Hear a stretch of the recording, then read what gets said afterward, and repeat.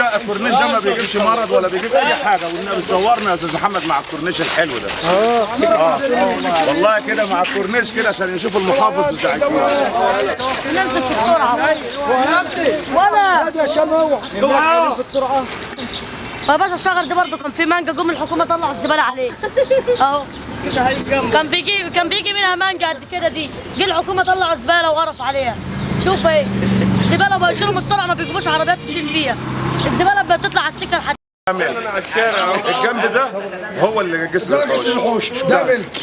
فاحنا عاوزين احنا يعني مش البيوت دي مش النهارده، ده من جدك يعني كل الجزء ده كده كله ملك الناس اللي ورا. ده هو خط البيوت دي بقى لها ربع قرن دلوقتي على البيوت دي موجوده، يعني جدودنا موجوده فيها، وناس غلابه كله على الله. دي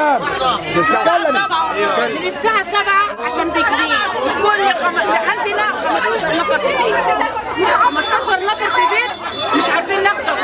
هو فيش غير هو بيجري برده الدولة اللي هو بيجري واحد بس بيجري زيادة عن كده. الساعة كام انتوا واقفين هنا؟ من الساعة 7 5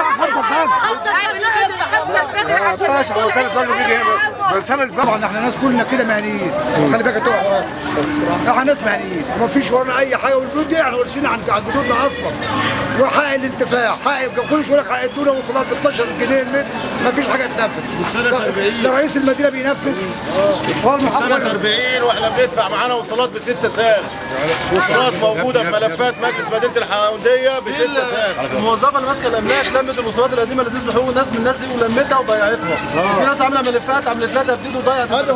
عملت لي انا واحد قضيه بتوك، وعملت لي تاني تلفزيون، وعملت لي ثلاجه، ما اعرفش يعني موظفه في مجلس المدينه بتطلع رد علينا توقف وماكينة راي، توقف وماكينة راي بعرب النعام. هنا بقاله سنتين يجيبوا لنا امر حجز، ان جوزي امتنع ان هو يمضي على امر الحجز وهو مش موجود اساسا. هو فين اصلا؟ هو مسافر مش هنا.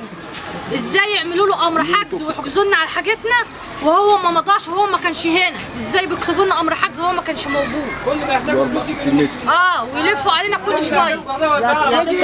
مش عارفين نعمل ايه والله. واحنا من هنا من زمن، يعني من زمن هنا وانا ولي عجوز اهو. عندك كام سنة يا حاجة؟ عندك كام سنة؟